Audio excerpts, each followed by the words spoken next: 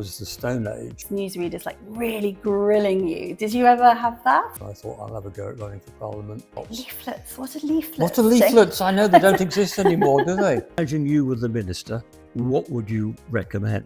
No, I feel sometimes like screaming at the news. If I was in politics here, I'd be changing that. Gossip or intrigue you can give the Tomorrow podcast listeners. This episode is sponsored by the Algarve Accommodation Agency, your rental holiday accommodation agency in the Algarve.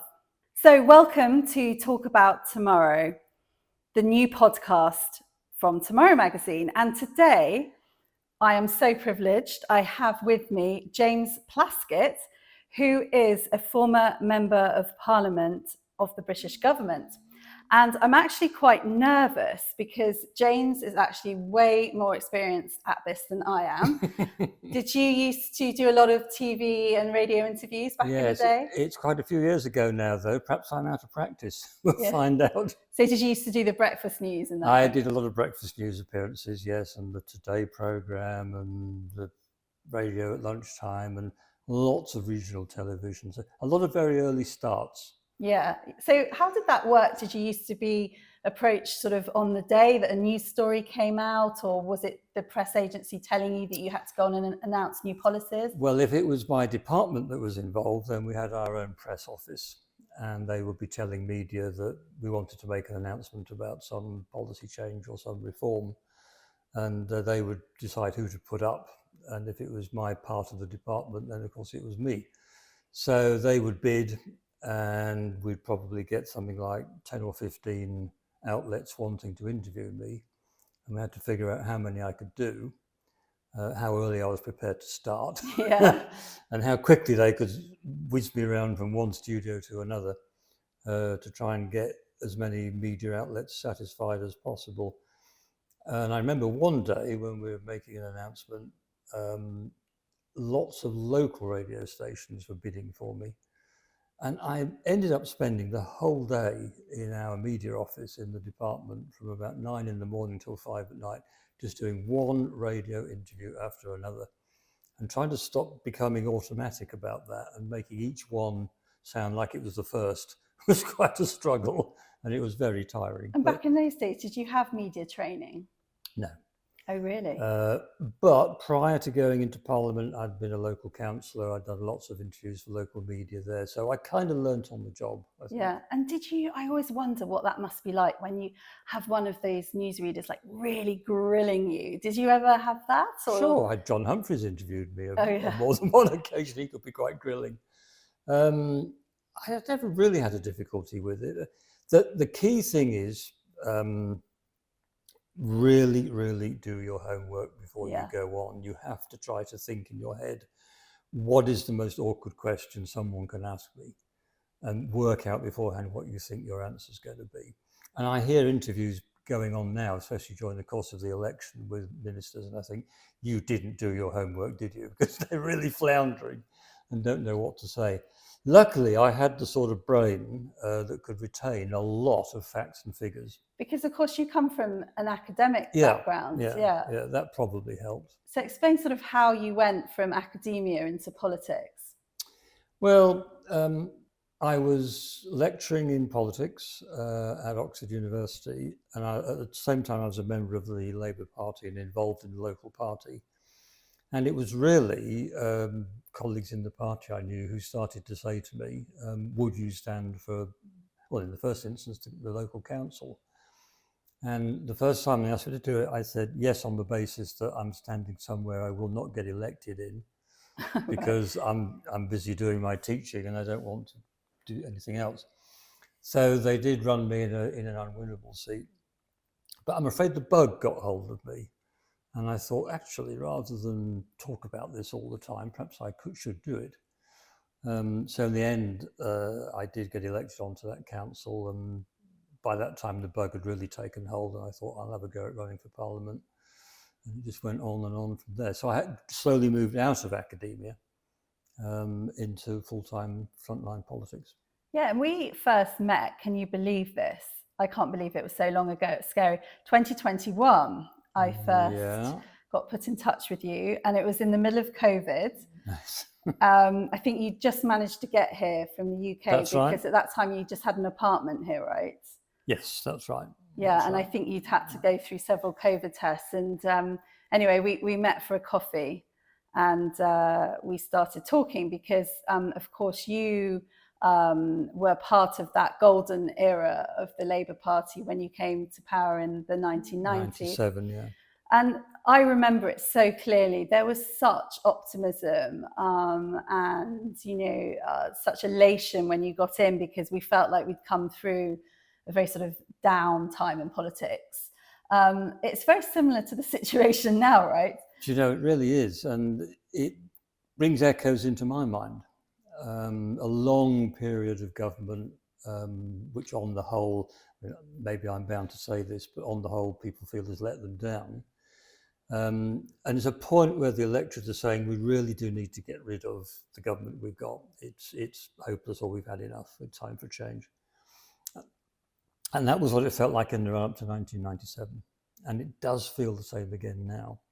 With some difference, I get the sense that British voters now are just even more disillusioned with politics in general than they were 20 odd years ago. And although they're clearly making their mind up, they want rid of the new government, I don't sense a kind of real enthusiasm for the alternative. I hear people saying, well, it couldn't be any worse, could it? Which is not quite a ringing endorsement, Yeah. but... and of course, the very sort of nature now of the sort of run up to the election is so different. It's all like, Labour now, it's how good their TikTok video is, right? And it's not so much like getting that prime TV slot or the sort of the debates between the leaders. It's very much more driven by sort of social media, WhatsApp groups. I mean, can you explain like what it was like back in the 90s when you were fighting for a seat in the House of Commons? Compared to what it's like now, it was the Stone Age, because we weren't doing any of that. Well, very, very little. I do remember in my 1997 campaign, one of my campaign advisors saying, you ought to do some Facebook adverts. And that was the limit of it. There wasn't TikTok as far as I know. No, I don't back think there in was, that day. So I was back in the old-fashioned technique of having armies of people. We were out on the streets every night during the campaign, knocking on doors, trying to do as much canvassing as we could. I seem to think we aimed to talk to 50% of the electorate of the entire constituency in 6 weeks, which was a big ask. And then you had armies of people delivering leaflets as well, and you were doing targeted mail shots. Leaflets? What are leaflets? What are leaflets? I know they don't exist anymore, do they? And this was in Leamington Spa? This was in Leamington Spa. Right, and posters going up on street corners, I remember that. Yeah. And garden stakes going up, and I think it's a bit different now. Yeah. People are consuming their politics on their phone. As they do. When I was running, they weren't. Yeah. So it was very different. And you beat Dudley Smith in that sort of election. Can you describe to me the euphoria of when you won? And you were, of course, one of the original Blair babes, right? I was a Blair babe. You're absolutely right. Dear old Dudley Smith had been the MP for my constituency for 29 years. Right. And had just been continuously re-elected. And he couldn't believe that it had come to an end. Yeah.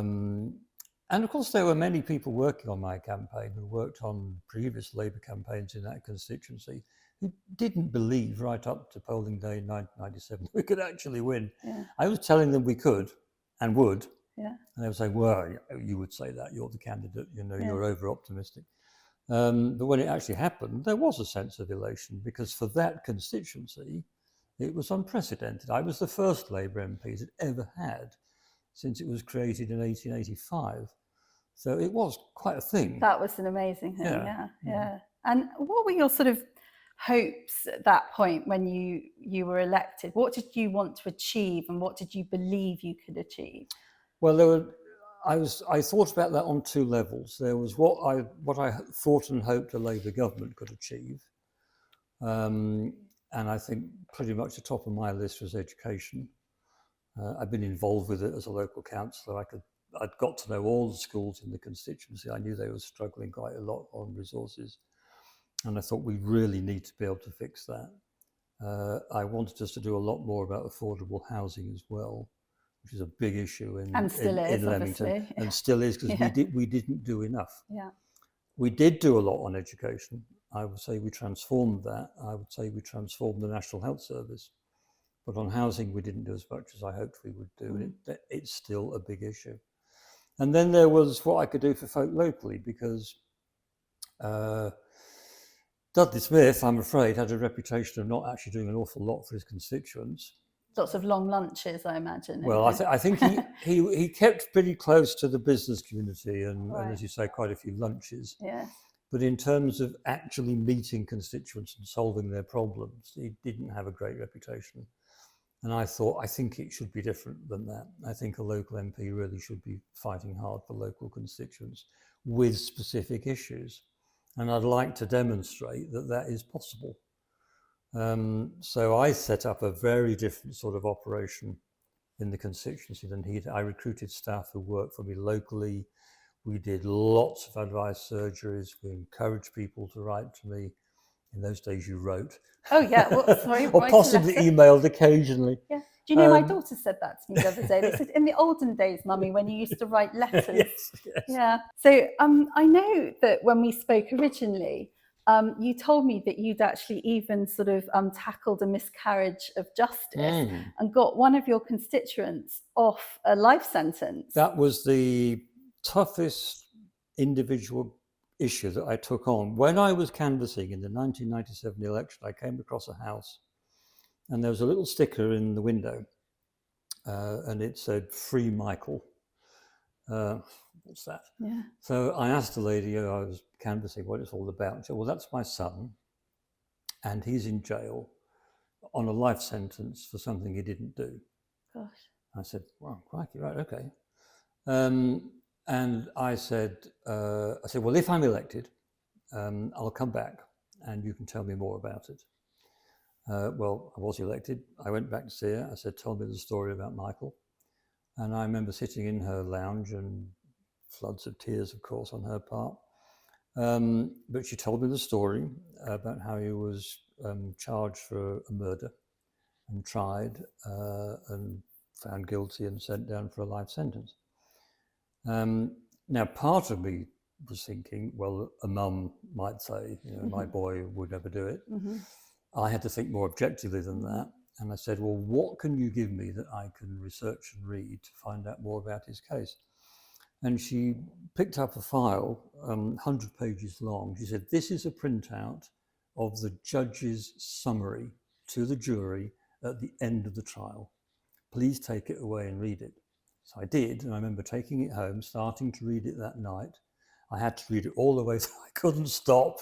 Yeah. It was like a little mini thriller. Yeah. When I got to the end of the judge's summing up, and I thought, if I was on the jury, I would not have convicted that guy. Really? I just don't think this evidence stacks up. So that fired my brain, and I thought, I'm going to pursue this one. So I had to go off and investigate. I'm not a lawyer by background, so I had to figure out how do you get a case reviewed. We went off and found a very good solicitor who worked with me. I got it referred to the Criminal Cases Review Commission, which was hard work because thousands of cases get referred to them, but then you look at a handful. So I had to figure out how can I get this one escalated to the top of the pile. And it took us, I think, about 3 years. Oh, and I went to see Michael as well. Oh, right, yeah. He was in Long Lawton jail. So I asked the Home Office for permission as his MP to go and visit him. I interviewed him for an hour in the prison. And again, came to the conclusion, this guy didn't do it. So who was he supposed to have murdered? And a prostitute. Right. He was alleged to have engaged the services of this prostitute and then killed her. Gosh. And I interviewed him. I thought he didn't do it. He really didn't do it. Yeah. So I was fully convinced, but it wasn't about convincing me. It was about convincing the appeal court. Yeah. So eventually, with the aid of a solicitor and reference from the CCRC, we finally got it back into the Court of Appeal. About 4 years after I started working on it. It took a long time. And all the time he's in prison. And all the time he's in prison. And the other thing, he's in prison, but the person who did do it isn't. Yeah, yeah. So there were two injustices Yeah, there. yeah. And we got into Court of Appeal, and they threw the case out and they said this conviction is completely unsafe. You're free to go. Gosh. And so, like that, he walked out of the bar free man. It took 4 years to do that. And then there was a fight for compensation, which took another year. Right. It did damage him. Well, it would do. He went in to start his life sentence when he was 19. Gosh. And by the time he was out of prison, he was in his early 30s. Gosh. He'd lost a big chunk of the formative part of his life. And how grateful was he to you? He was, of course, he was grateful, because we'd worked hard, and he tried to get a lot of other people to do it, and it had come to nothing. And his parents were grateful and always were ever after. But my big concern was the damage it had done to him, which I don't think he ever really recovered from. No.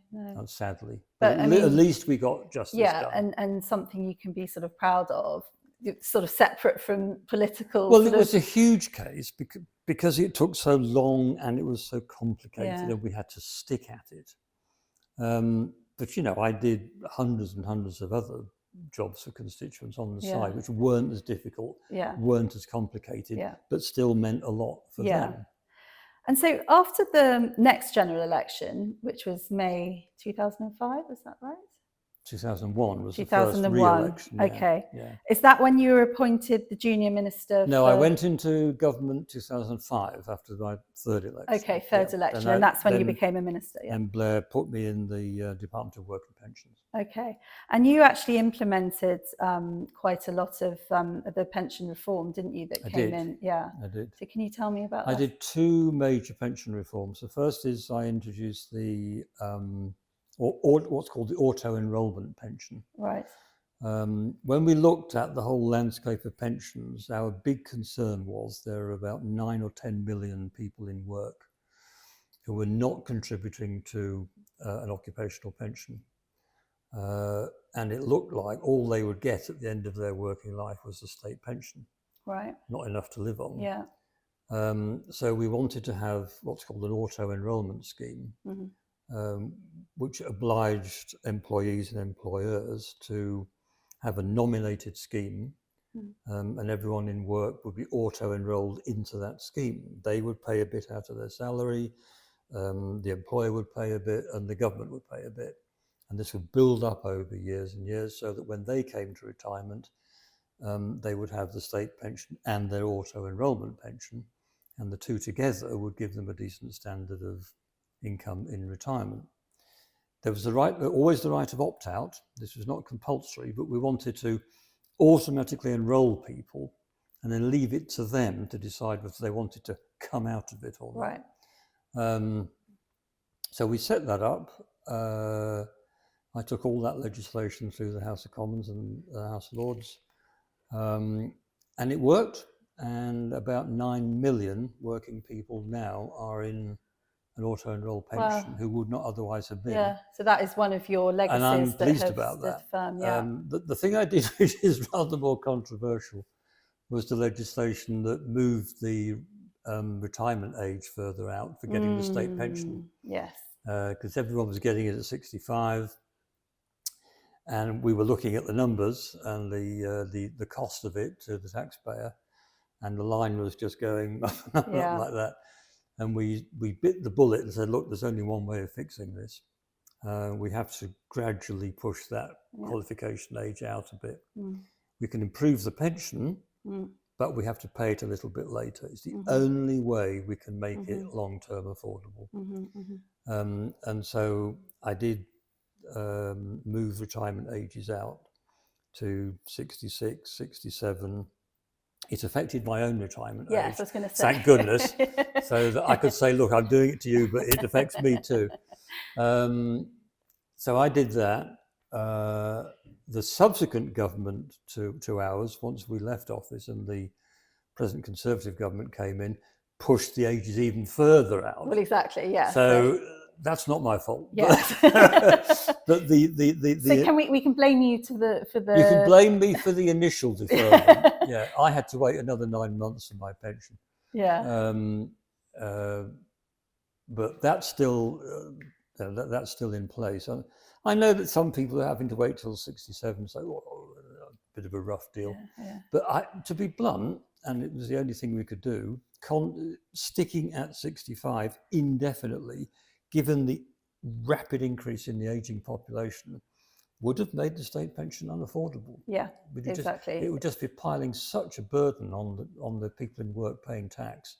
It wasn't doable. Yeah. We had to do something. Yeah. You either reduced the pension, which was not an option, or you deferred the entitlement age. Yeah, I think it's something no one likes, but if you just add up the numbers, there's not a lot any government can do. The interesting thing, Sophie, is I said to officials, I said, look, what I want to do before we finally decide on this and finally put the bill in Parliament is I want to do a load of consultation meetings all around the country. I want to get a lot of ordinary folk into a room and explain to them the problem like a citizen's jury and say, if you were in my shoes, what would you do, given all this information? And we did about a dozen of those all over the United Kingdom. And we didn't influence anybody, we just put the facts in front of them and said, imagine you were the minister, what would you recommend? And all of those public consultation meetings recommended deferring the state pension age.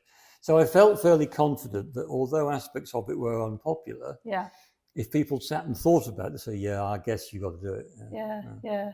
No, it's so fascinating because, of course, you hear about these things. You don't realise that, you know, the work that goes into it and obviously the consultations and everything. Yeah. So and it had all party support. Yeah, exactly. Even the opposition supported it in Parliament. So obviously you must have known Tony Blair quite well. Yeah. Are there any sort of morsels of gossip or intrigue you can give the Tomorrow podcast listeners, or can you tell us what he was like to work with? He was lovely, very smart guy, very clever, very well organised, extremely approachable, always had time to listen to you, but very, very businesslike. No time was wasted in meetings. It was, this is what we're doing, this is the decision to do it, go and get on with it. Very, very businesslike. He was funny at times. I can tell you one funny story. In the 2005 election, he wanted to come and launch the party's education manifesto with me in my constituency in Warwick at a school. And I thought, that's great, that's fine. We'll have the Prime Minister here and all the world's media, and he can sit in this school and launch Labour's education manifesto with me standing next to him. And that's exactly what happened. Didn't quite go to plan, however, because it had rained really heavily the night before. And he arrived by helicopter.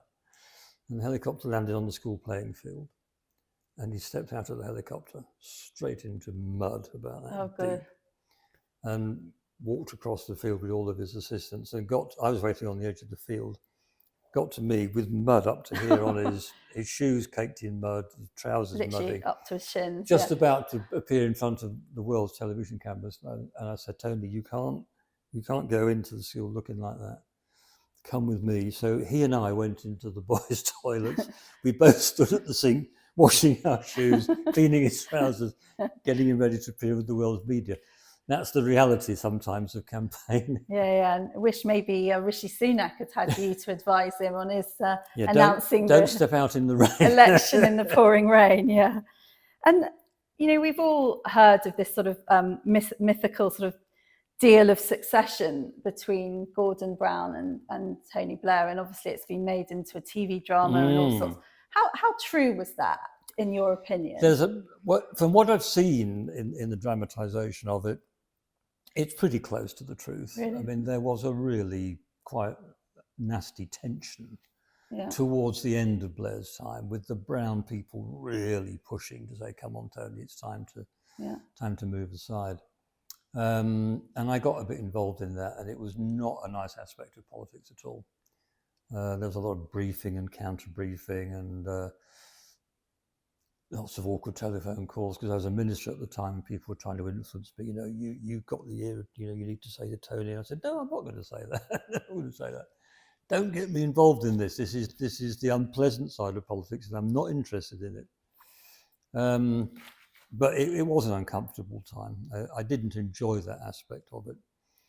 When you see ambition getting in the way of actually good government, I didn't like that. And sad, really, because he was such a good prime minister, and sad that it sort of that tarnished slightly. Well, I think it did tarnish it a bit. I mean, to be fair, I think Tony never intended going on and on and on anyway. Yeah. I think he was sensible enough to know that 10 years is about as long as a country can stomach a prime minister. Yeah. So it's probably time to go. But it was the sense of being pushed aside. Yeah. Instead of being left to do it in his own time. Right. That was what I found a little bit difficult to stomach. Right. So we obviously have to discuss the Iraq war and the decision to invade Iraq. Now, you were one of the Labour MPs who did not vote for the 2003 invasion. Correct. Now, when I interviewed you before, I think you actually told me that you had read the UN inspector at that time, Hans Blick's report. Yep. And you actually went to Tony Blair to try to persuade him not to invade. So can you tell me about that conversation? Yeah, I mean, there's a long lead up to the Iraq war and a lot of pressure being put on us by whips to support the government. But I guess I kind of flipped back into my academic mode and thought, you just need to read all the evidence. Yeah. Find out the facts here. And crucial to me was the UN arms inspector, Hans Blix, had gone into Iraq to establish whether there were indeed weapons of mass destruction and they're stored by the Saddam regime. And I thought, well, if one guy has spent endless weeks there scouring the country to see whether this WMD actually exists and he's written a report about it, let's see what he has to say. And it was a public document, so I got hold of it from the library. It was 100 and odd pages or something. I sat down and read all the way through it. And a bit like reading the judge's summary in Michael's case in a way. I got to the end of it and I thought, well, the case isn't proven. There could be WMD, but it's not by any means proved. And that's not a sufficient basis to go to war. Yeah. And I did ask to go and see the Prime Minister about it. And he, as I said, he was very approachable and said, of course you can come and talk to me. And I went in and I said, look, I've done the reading, I've done the research, I think I've seen pretty much what you've seen. You've come to that conclusion, I'm coming to this conclusion. And I can't support war on the basis of the evidence that I have seen. Tell me if there's something, that you've seen that I need to know. As an ordinary member of Parliament, and he didn't have anything to say to me other than the fact that, because the other thing I was pushing for is I said, why don't you go to the UN again, see if you can get a final resolution? And his argument on that was, there's no point because France will veto. Chirac will veto it. Right. And I said, well, yes, but shouldn't we at least demonstrate that every other country on the Security Council will vote for it? France may be isolated for their own reasons, but should we not demonstrate that? There's no point, he said, it's a waste of time. He said, we have enough UN authorization as it is. Which I think was true. Yeah. But presentationally, I felt you needed one further demonstration and one further opportunity to put to the UN all the evidence you had. Yeah. But he didn't want to do it. He probably didn't share all the reasons with me. Why should he? But it left me just with the evidence I could read and see, and it didn't make the case as far as I was concerned. Was he starstruck by Bush? No, I don't think so. It was a decision he'd made. It was his own decision. Yeah. And he argued his case very, very powerfully. Yeah. And it wasn't a totally flimsy case. For me, it was a grey, just on the edge kind of issue, rather than a black and white. And in his mind, there was enough just to take you over the line of committing. To me, and there wasn't quite enough to take you over that. So you were in a very thin... It was kind of new. It was a narrow line of difference. but it meant he ended up on one side and me on the other. Yeah. But yeah, it's a shame, I always think, because in that history has proven he made the wrong call. But of course, his Blair Foundation seems to provide now a great deal of very valid research. Excellent. Terrific stuff. Yeah, and I think he's quite highly regarded now as a political thinker. He is, and he's sought after. I understand recently he was back in Kosovo, where they have a huge admiration for him in terms of what he did in the conflict back there. And indeed, they build statues to him. No, really? Yes, there's a statue in the square in his honour. Wow. Now, that doesn't happen in the UK. No. But internationally, I think he now has a very, very high reputation. Yeah. Are you looking for a dependable and reliable property management and rental service in Lagos in the Algarve? The Algarve Accommodation Agency have 26 years of experience working with properties in the local area. Leave your property in safe hands.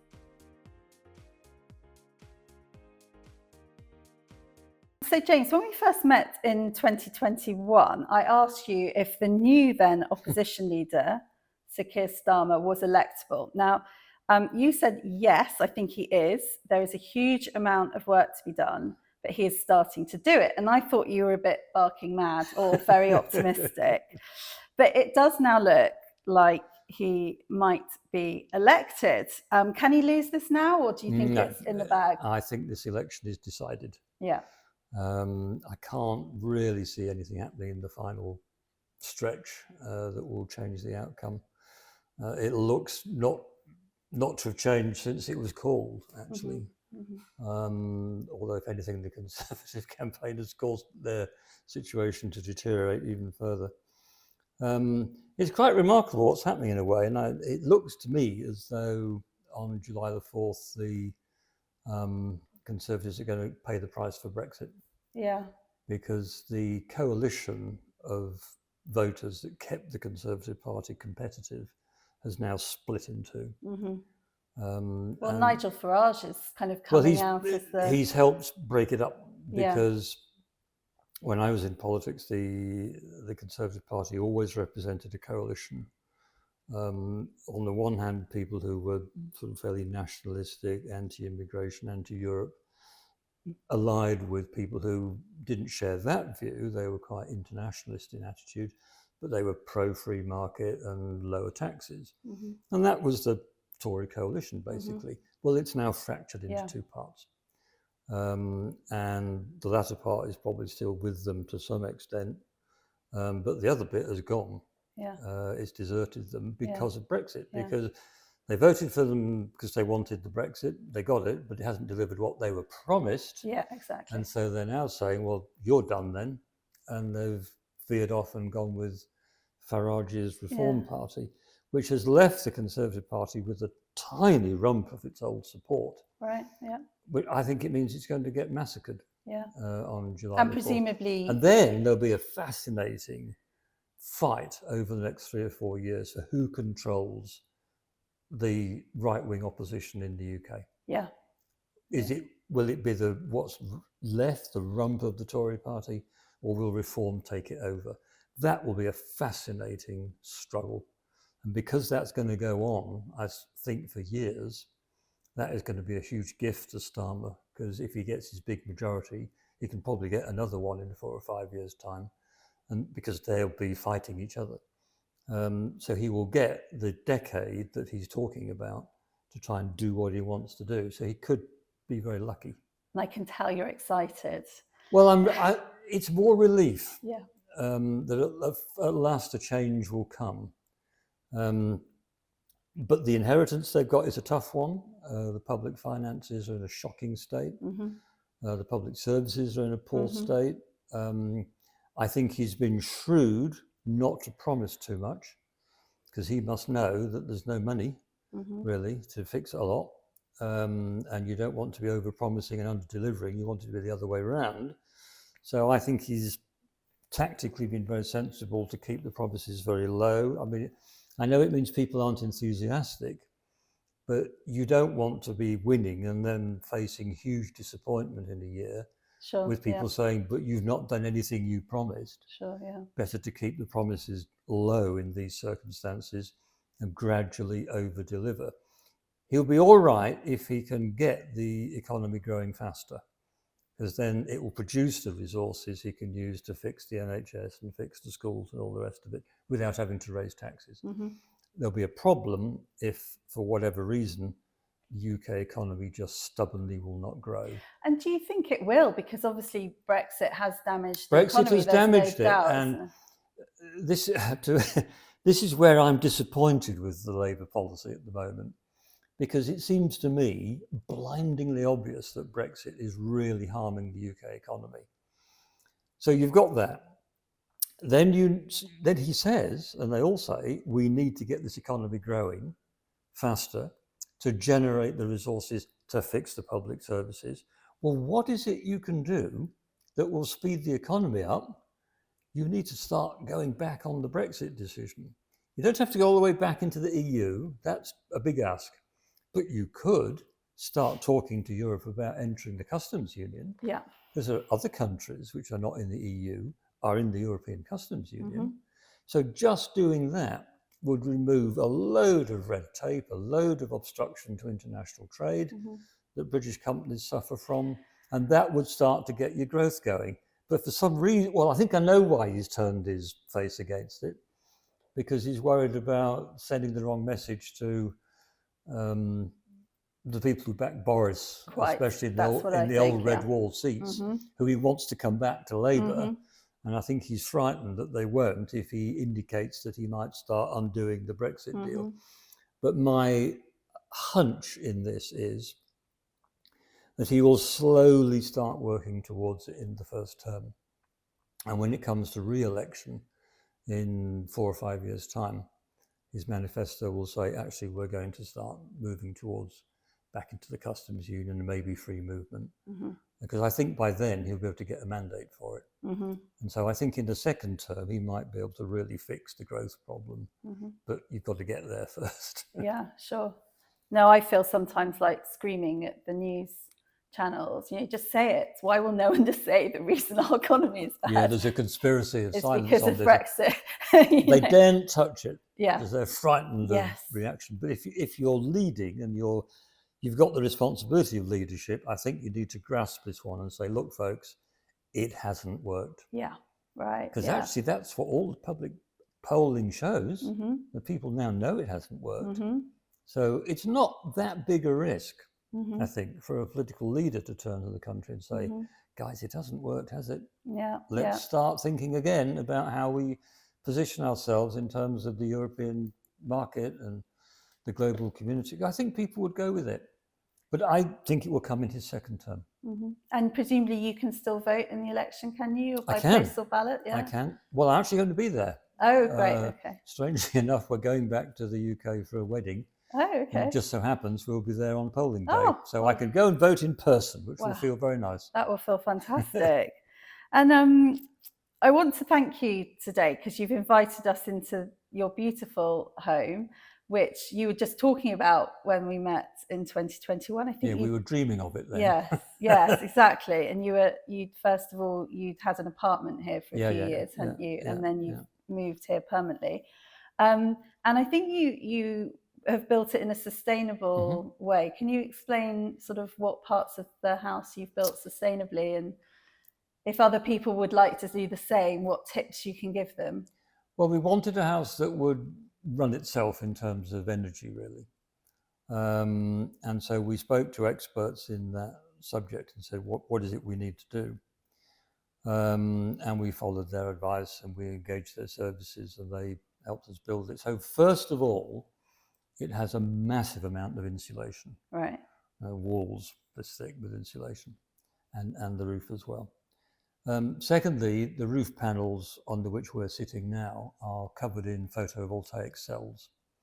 So when the sun shines, like it does most days in the Algarve, and it is today, the roof is generating a lot of electricity, which is powering tanks that are in the basement, which produce all the hot water for hot water need, obviously, and in cooler parts of the year, it runs the whole underfloor heating system is powered off the roof. Wow. And it generates more electricity than the house needs to run on a basic operation. Therefore, there are batteries in the basement which store the surplus energy, so that after the sun has gone down, the batteries kick in and supply the surplus electricity to keep the house going. So in the sunny weather, we can run off grid. Wow. We're going back on grid a bit in the winter because there's not quite enough sun. So we've realised that we underdid it on the battery power, so we're going to probably put some more batteries in. Okay. But it also means with we have an electric car, that the nice thing about that is we're basically charging the car off the roof. Gosh. So we're not even going to the grid to charge the car. The sun is charging the car, and therefore we're driving a clean car, courtesy of sunshine. And it makes total sense as we live in a place where there is so much sunshine. Yes, you can do it here. Yeah. And what constantly surprises me is how little power in Portugal, in the Algarve, is solar generated. There's much more is wind generated. We all know there's plenty of wind in the Algarve, but there's even more sunshine. Yeah. So the government ought to be, in my view, encouraging more people to build this way. Sure. And generate their own electricity off the roofs of their houses. We've been a bit disappointed to find out that we do have the option of selling surplus electricity back to the grid, but they give you so little money for it and they tax you on it. That's a disincentive. And I think the Portuguese government's got this wrong. They should be encouraging people to do this. And paying us to put money into the electricity into the grid. Right. But they're actually disincentivizing it at the moment. So if I was in politics here, I'd be changing that. Yeah, I totally agree. Needs to be more incentives because we have this amazing natural resource of the sun here and we should be using it more. But so we were just joined by your dog, lovely little dog Maisie, who's run off outside again now. But when did you acquire Maisie? We got Maisie about 3 years ago when she was a little pup. Yeah. She was with a family who couldn't cope with her. Yeah.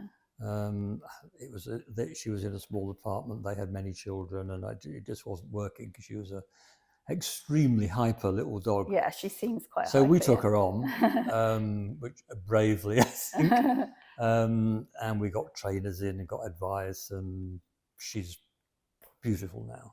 Very well behaved, lovely, great fun. Oh, she's just barking out. Just barking in the background to make her voice heard. And you obviously walk her. So does that keep you fit? Keeps us all fit. Yes, she loves a run on the beach first thing in the morning, or if the beach isn't right because the tide's too high, we take her to the forest behind where we live here, and it certainly keeps us fit. She can be out, hour and a half every morning. And then another hour later in the day, and she runs around the pool all day. So she's very energetic. Yeah, she's currently running around the pool. I can see her as we speak. And you meet lots of other dog walkers, which is a way of finding your friends and neighbours here in the Algarve, because you meet them through the dog fraternity. Exactly. And we heavily promote Cadela Carlotta and all the other animal charities where, of course, you can adopt dogs, which is such a great thing to do if you have the time. And how long have you and Andrew been married for now? We've now been married we're married in 2017. So that's coming up to 6 years. 6 years, about, yeah. We've been together 34 years. Oh, wow. So when you were in Parliament, you obviously always voted in favour of gay rights. You never actually spoke openly about your sexuality. Did you think that things were more homophobic back in the 90s? No, it wasn't because of that at all. It was because my own view is that that was an aspect of me that was about as important as the colour of my eyes. Yeah. And why should I talk about it? Sure. It's just it's part of me. Yeah. Part of the story. I didn't want to make an issue out of it. Yeah. And no, I never encountered any homophobia at all. People in the constituency knew. Andrew would come to all the events. I would talk about him at elections and all the rest of it. I think in all the years I was an MP, all I can remember is one unpleasant letter on the subject. Really? Just that. Oh, that's great. It wasn't homophobic. Yeah. I just took the view, this is not an issue. Yeah. Yeah. And Andrew's got 2 children, right? Yes. So they come and visit you They quite do, often? and the grandchildren, which is even Wonderful. more joyful. Yeah, and loud. Love to have the grandchildren here. They Yeah. adore the pool and the beach and all the rest of it. It's great fun. Yeah, yeah. And so when you're in the Algarve, are there any sort of activities or events that you like to attend that you can recommend to the listeners? We don't do a lot of event attending, to be honest. We haven't got the time. Yeah, with the dog and all the Well, rest. we've been busy for the last 2 years getting this house sorted out. It's been a full-time job getting this built. We had to be on site every day to supervise the building. I don't think anyone builds in the Algarve without a host of issues. No. And we had them. Yeah, of course. And we quickly learned we've got to be here. Yeah. And supervise. So, and it really was a full-time occupation for the last 2 years. Yeah. So, well, we've been in a year now, so the 2 years before that. So there really wasn't time to do a lot of other activity. But we have a lunch circuit of neighbours and friends and dog walkers, and we like to do that a lot. Mm-hmm. And of course, we dog walk. We still travel as much as we can when we can, which we enjoy doing. We want to explore a lot more of Portugal. Yeah. So this summer we're going to explore the north a lot more. Oh yes, that's what I wanted. Because it's a beautiful and fascinating country. I enjoy its history. I now need to learn more about its geography as well. Yeah. So this was the next thing I was coming on to, was that after I met you, I unashamedly sort of reeled you in to Tomorrow magazine, and you became a contributor, and I owe you a big debt of gratitude, because initially you took on sort of the role of sort of politics editor, and you sort of tackled some of the political reports on some of the political issues of Portugal, I think, very well. And now you are writing a series on the history called The Shapers of Portugal. Can you tell us a bit about what you're doing with those? I can, because I think Portugal has an amazing history. It does, yeah. And I've found, talking to expats and others who live here who are not Portuguese, that people don't know an awful lot about that history. They might have a sketchy notion of bits of it. But I think it's such an interesting and fascinating history that I thought, if I can write a series of articles that are nice, easy, light reads, but kind of piece together the story, not as a kind of tedious historical narrative, but by the colour of character. Exactly. Of key people who were extraordinary people who did extraordinary things that shaped the country. If I can tell it in a series of little mini biographical stories, you can get the history from understanding what these folk did. Yeah. And I enjoyed doing the research to write the articles, and I hope people enjoy reading them as well. And in the process, learning a bit of the history of this wonderful country. So if you haven't read one of James's articles, do go back and read them. I'm finding them fascinating. And as he says, it's just discovering these characters from Portuguese history. And as a result, we're learning more about that age of, so for example, I think your last article obviously touched on the age of discoveries. You've done Vasco da Gama, haven't you?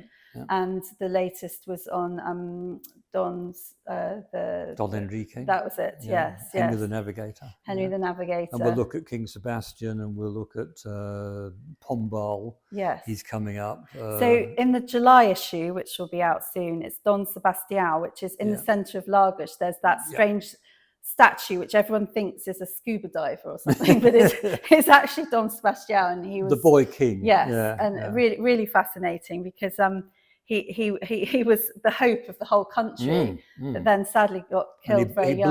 He blew it. He blew it big time. Blew it big time. Before he could even produce an heir, he got killed in battle. So it was actually quite sad. Causing Portugal to lose its sovereign independence for the first time in its history. It fell under Spanish control. That was a result of his misadventures. And he just wanted adventure, didn't he? He was young and quite impetuous. He was young, and he wanted to conquer Islam like a lot of his predecessors did, and he was just manic about it. And despite the fact that everyone advised him against it, he said, no, we're going off to conquer Islam and seize lands in Africa. And of course he got killed, and there was no heir.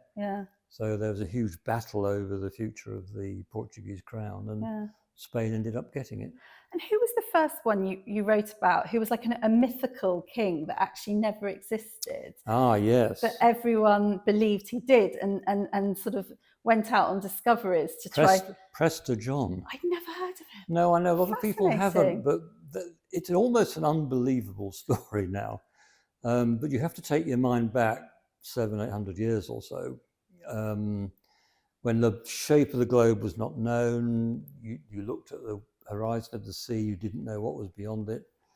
So imagination played a huge part in influencing people's thoughts about what this world was like. And it was into that imagination slot that Prester John dropped as this notion that somewhere in a distant land there was another Christian king who commanded massive armies and was of naked men, I think. And of naked men for some strange reason, and hugely powerful armies. And all that Portugal had to do, and all the discoverers had to do, was find this overseas Christian king. And then you could do this massive pincer movement on Islam with him in the east and Portugal coming from the west, and vanquish Islam for good. And it was all rubbish. But the bizarre thing was they believed in him in the east as well, though. They did, but that was what was strange. The myth was so powerful. Yeah. And despite the lack of evidence, the extraordinary thing, people went looking for Prester John for 200 years and never found him, but they still thought, gosh, he must be out there somewhere. Yeah. And so they added to the myth the notion of his longevity, rather like biblical figures, they never died.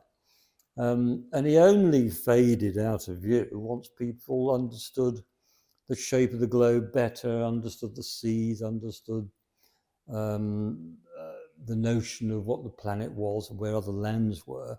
Then it slowly became irrelevant and the notion faded. Yeah. But it was a powerful thing because it was one of the motivations for all the monarchs and explorers in the Age of Discovery going off because they hoped to find him. Yeah. It was partly gold, it was partly trying to understand what the Earth was like, but it was partly trying to find the mythical Prester John. Yeah. So he was a big influence in the early age of exploration. And if you're interested in that, do go back onto the Tomorrow blog and just search for the article, because all of our articles are online, or all of the publications are online as well. You can just download them. So if you do miss articles, you can always go back and find them on our website.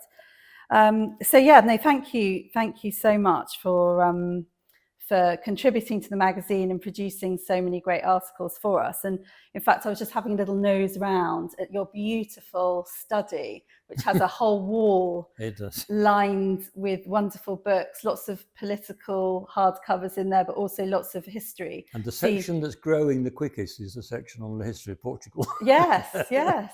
And you were just telling me that there's a really brilliant new book out on the Carnation Revolution. There is, by a chap called, surname is Fernandez, but it's in English, and it was published in time for the 50th anniversary in April. And it's a great read. Yeah. I would certainly recommend it. It reads like a thriller. Right. An hour-by-hour account in the lead up to the revolution in April, and then the day itself, and the aftermath. It's a gripping account. It's very, very good. Right. It's just called Carnation Revolution. Okay, well, there you go. Maybe you could do a few book reviews in the future. I would strongly recommend it. And do you listen to podcasts yourself? Occasionally I do. I'm listening to quite a few in relation to the UK election at the moment, of course. But I need to listen to more, obviously. Yeah. And you need to listen to the Tomorrow podcast in the future. I will look forward to them. Well, James, thank you so much. It's just been such a wonderful gift again to talk to you. I so enjoy it because I am really interested in politics, and it's just wonderful to get your fascinating insights. You're very welcome. And you've welcomed us into your home. So we can't thank you enough. And it's been a real pleasure, and I'm sure everyone's going to really enjoy this podcast. So thank you, James, and thank you to everyone for listening to Talk About Tomorrow. We hope you've enjoyed it, and we'll see you here again soon.